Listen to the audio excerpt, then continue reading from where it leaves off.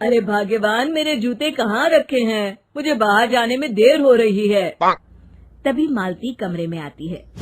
ये रहे आपकी जूते। मैं इन्हें साफ करने के लिए ले गई थी। अरे वाह, तुम कितनी समझदार हो। मेरे बिना कुछ कहे ही सारे काम कर देती हो।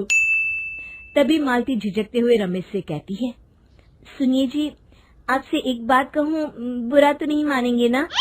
अरे नहीं नहीं, बेफिक्र होकर कहो। शादी से पहले मैं अपने मायके में नौकरी करती थी। मैं चाहती हूँ कि अब मैं फिर से नौकरी करना शुरू कर दूं। वैसे भी सारा दिन घर में बोर हो जाती हूँ। देखो मालती, तुम्हारे नौकरी करने से मुझे कोई ऐतराज नहीं है, लेकिन तुम्हें एक बात बता दूं, हमारे खानदान में आज तक कभी किसी औरत ने नौकरी नहीं की। फिर भी एक बार तुम माँ से पूछ कर देखो, अगर वो तुम्हें नौकरी करने की इजाजत दे देती है तो अच्छी बात है। रमेश वहाँ से चला जाता है। फिर उसी शाम मालती अपनी सास के पैर दबा रही होती है। तभी उसकी सास मालती से कहती है, अरे क्या बात है बहू, आज तो ठीक तरह से मेरे पैर नहीं दबा रही। किसी ख्याल में खोई पड़ी है क्या?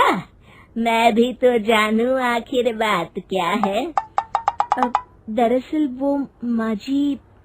अरे हाँ हाँ बोलो, इतना सोच क्यों रही हो? माँ जी, अगर आप बुरा न माने तो मैं नौकरी करना चाहती हूँ। घर के काम करने के बाद मेरे पास काफी वक्त बच जाता है।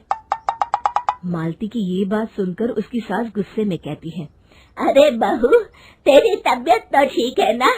आज ये कैसी बहकी बातें कर रही है? भला हमारे खानदान में आज तक कभी किसी औरत ने नौकरी की है जो तू नौकरी करने की बात कर रही है, हैं? अरे बहू, तू क्या रिश्तेदारी में हमारी नाक कटाना चाहती है? जितना जल्दी हो सके अपने दिमाग से नौकरी का भूत उतार दे, और अब जा, जल्दी से रसोई में जा, खाना बनाने का वक्त हो रहा है। मालती मन मार कर खाना पकाने के लिए रसोई घर में चली जाती है। अगले दिन, नमस्ते माँ जी, कैसी हैं आप? अरे आओ आओ दिवाकर बेटा, बैठो, मैं तुम्हारे लिए चाय मंगाती हूँ। बहू, जरा एक कप चाय तो लेती आना। फिर दिवाकर एक फाइल खोलकर मालती की सास के सामने रख देता है। ये देखिए माँ जी, ये है पिछले महीने का हिसाब और ये रहे मुनाफे के रुपए। एक बार हिसाब देख लीजिए और इन कागजों पर अपने दस्तखत कर दीजिए। अरे दिवाकर बेटा, मैंने भला आज तक कभी तेरा हिसाब देखा है जो अब देखूंगी? ला बता, कहाँ दस्तखत करूं? तभी मालती चाय लेकर वहाँ आ जाती है और अपनी सास को बिना कागजातों को पढ़े इस तरह लापरवाही से दस्तखत करते हुए देखकर हैरान रह जाती है। अच्छा माँ जी, अब मैं चलता हूँ, फैक्ट्री में बहुत काम है। फिर दिवाकर वहाँ से चला जाता है। कुछ दिनों बाद मालती बाजार में कुछ सामान खरीद रही होती है। तभी एक बूढ़ा आदमी उसे आवाज देता है, अरे मालती बेटी, कैसी हो? मुझे पहचाना? मैं तुम्हारी कंपनी में मुनीम का काम करता हूँ। हाँ चाचा जी, मैं आपको बिल्कुल पहचानती हूँ। कहिए, कैसे हैं आप? मैं तो ठीक हूँ।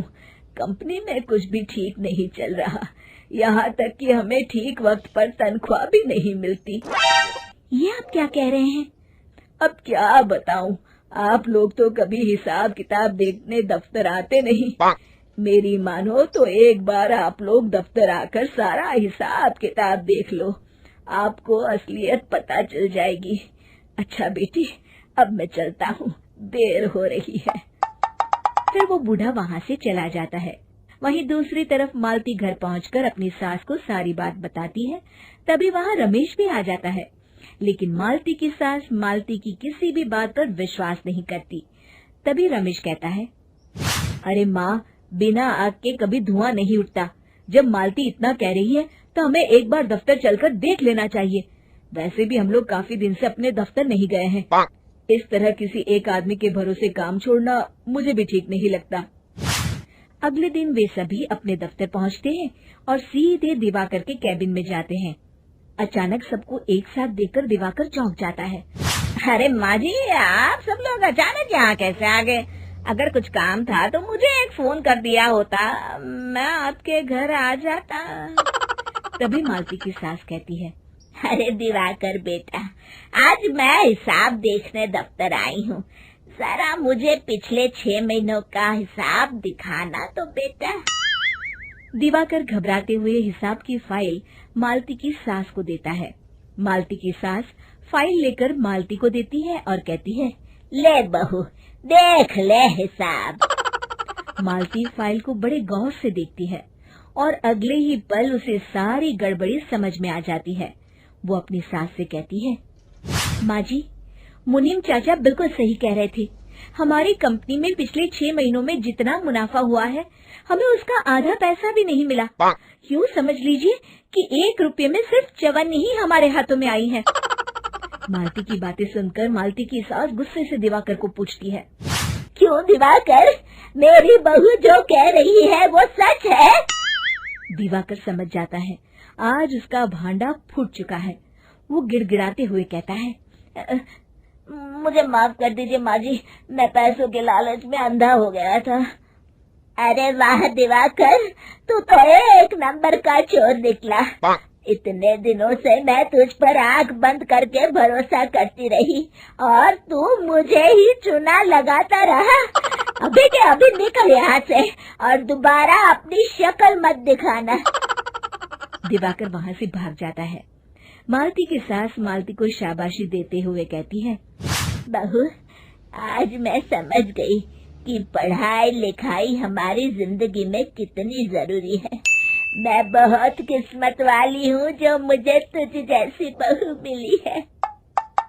शिक्षा, पढ़ाई लिखाई का इस्तेमाल सही जगह करके हम दुनिया में बहुत कुछ बदल सकते हैं।